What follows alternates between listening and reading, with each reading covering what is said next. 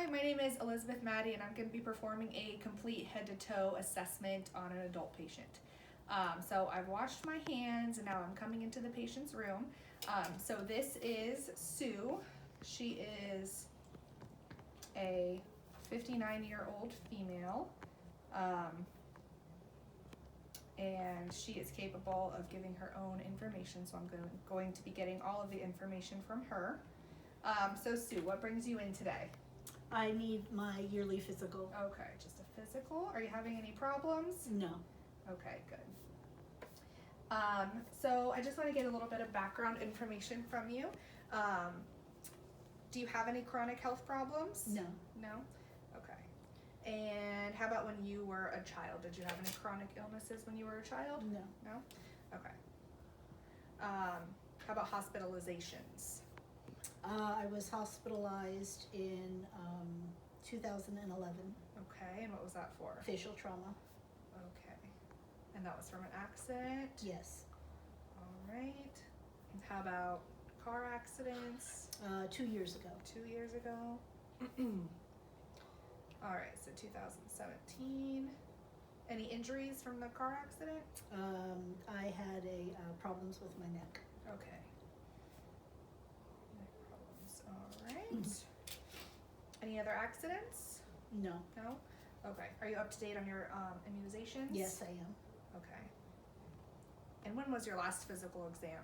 A little over a year ago. Okay. Do you have any drug allergies? None. None? Okay. And are you on any medications currently? Blood pressure medication. Blood pressure? Okay, what is that medication? Atenol. Atenolol. Okay. All right, so we'll begin the assessment.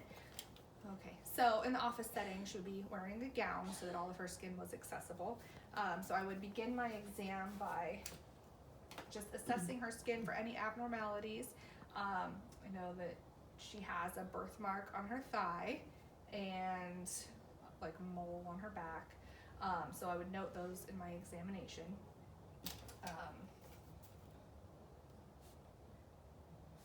Okay, note those. Do you have any concerning spots on your skin? No, not really. No? Okay, and I don't see any concerning areas. So first I'll begin with her head. Okay. Are you ready? Mm-hmm. Okay, take those off. So I'm just assessing the scalp for any abnormalities, inspecting the hair, and I don't see any. I'm gonna have you smile for me. Smile symmetrical and puff your cheeks out with air. Like, yep, okay. Good, looks good. So we've obtained vital signs previously and they were all normal. And I will begin by looking in her eyes. Okay. All right, so just look forward. Okay. So there's a little asymmetry in her pupils. Are they usually like that? Do you have one bigger than the other? Yes. Yes? Okay. All right. Other than that, they're reactive to light. And the sclera is clear. Okay, so I'm going to just look into your ears now. So I have my otoscope. Maybe turn to the side and look in your ear, visualizing the eardrum. And it looks normal. No earwax is present. Okay. And look in the other ear. Okay, and that one looks good too. There are no physical abnormalities on either ear. All right.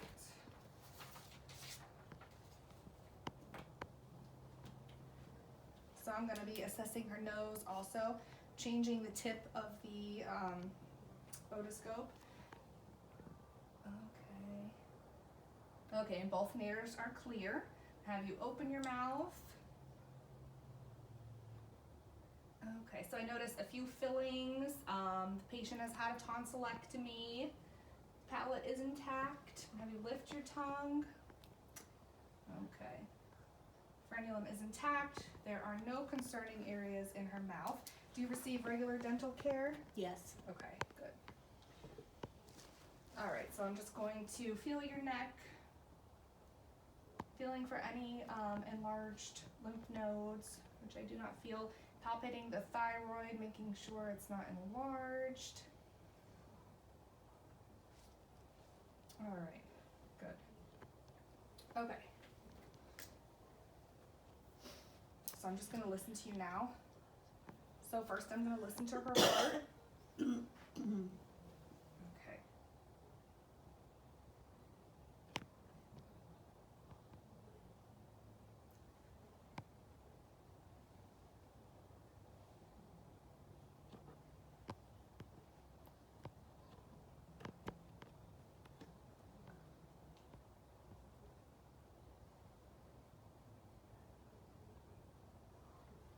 So I'll listen for the longest at the apex of the heart, taking an apical pulse.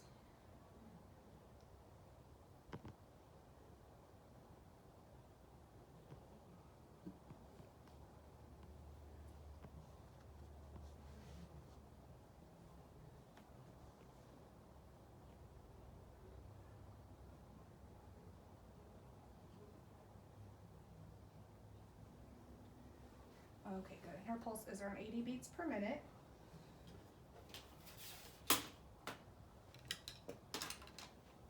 So for this next part, I'm going to have you lay down on your left side, and I'm going to listen to your heart in that position.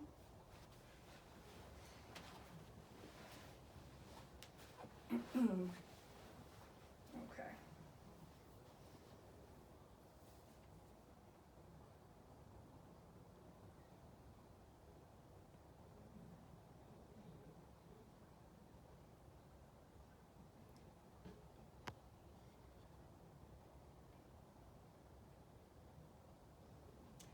Okay, and you can sit back up. So I'm just comparing any different sounds I may have heard in the upright and laying down position. Now, I've done an inspection of the chest, just making sure that there are no abnormalities, and I did not see any, so I'm going to go ahead and listen to her lungs now. Okay, deep breath. Okay, deep breath. Okay. Deep breath. And another deep breath.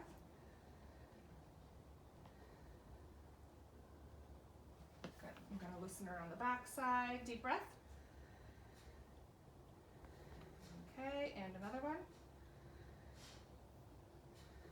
Deep breath.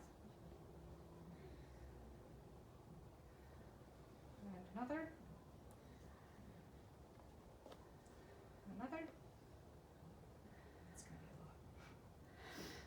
And another. Okay, again. And again. And again. And again.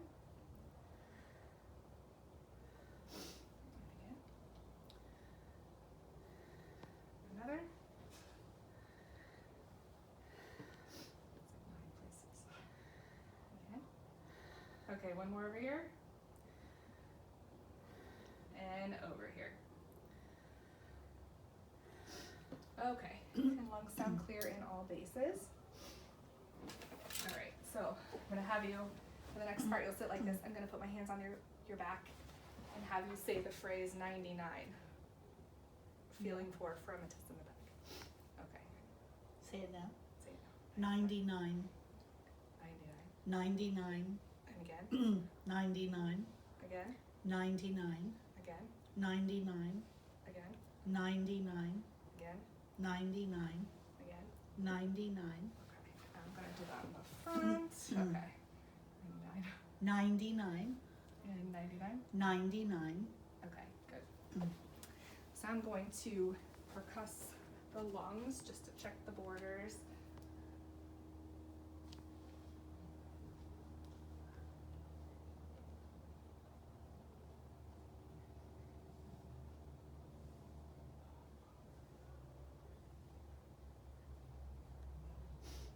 Okay. there.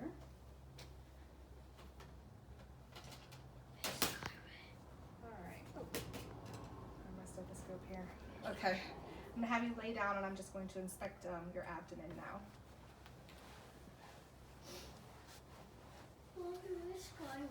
Okay, so for this part I'm just looking at the abdomen, making sure that there are no abnormalities. Next I will auscultate. Where's Scarlett? She's in her crib. Oh, hold on, Sam will. I have mommy's video. Okay. So listening for vowel sounds now.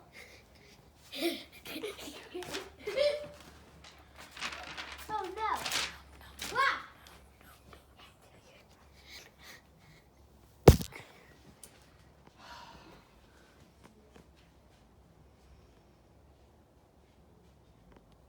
Okay. And now I'm listening to venous sounds.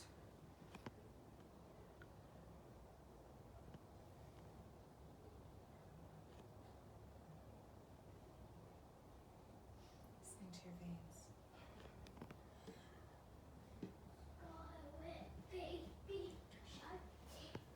Okay.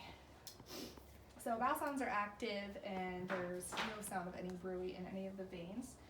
So I'm going to palpate now, just mild palpation at first, making sure I don't feel any lumps,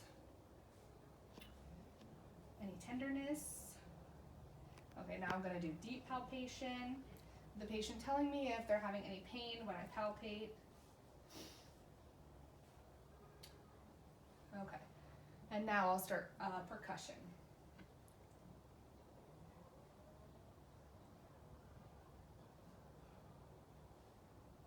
So percussion sounds dull over any of the organs and tympanic over any areas with air. Okay, and they sound normal. The organ borders seem appropriate. So now I'm just going to palpate the kidneys.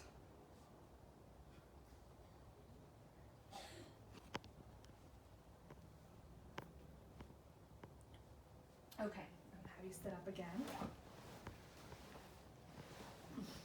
And just palpating around the back now for the kidneys to see if the patient has any tenderness in those areas. Okay, and no tenderness is reported. Okay, so the thing I want to do, I'm just going to listen to the veins in your neck to make sure that there are no abnormal sounds there.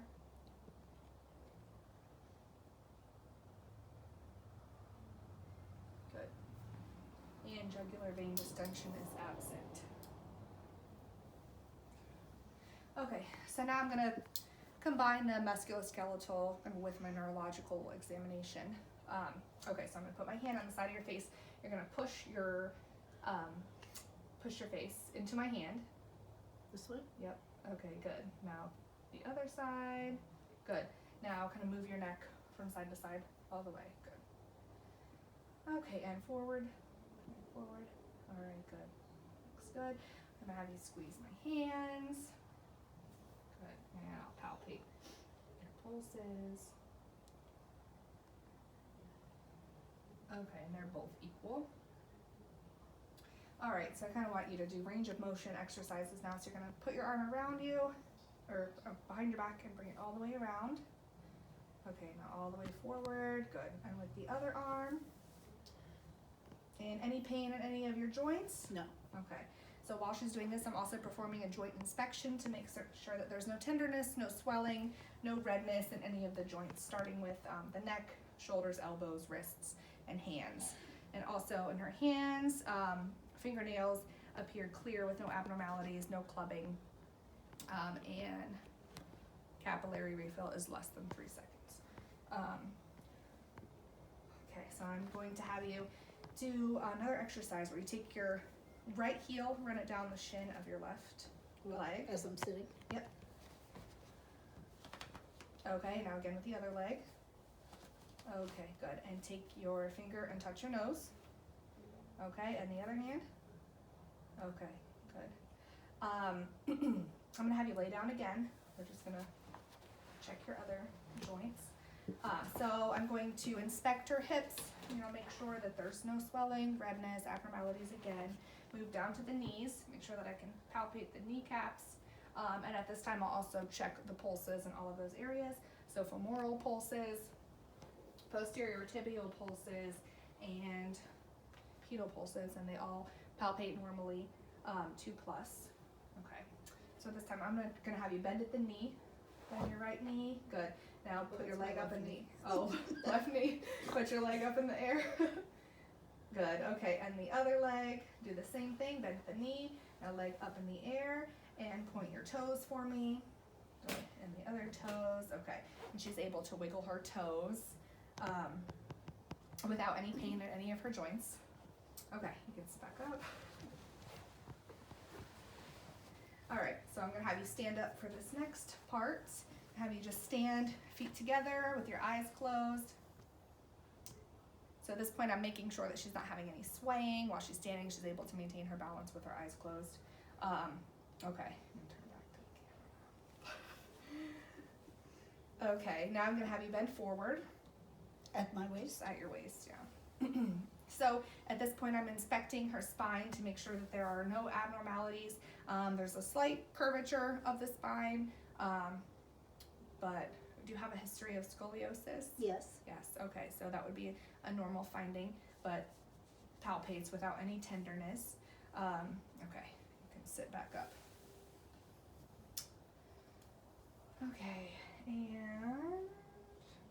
Okay, and we would also do a breast and a genitalia examination, but they have been deferred because she normally sees a gynecologist for those things and for video purposes.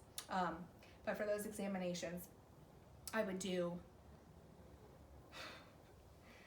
a breast examination, just checking for any, any discharge from the breast, any dimpling, any abnormalities, asking the patient if she has any history of breast augmentation,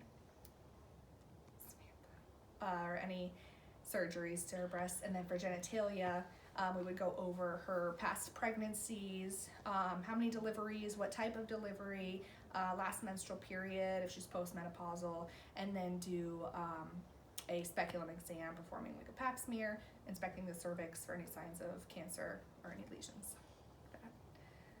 Okay, and that is the head to toe assessment of the adult patient.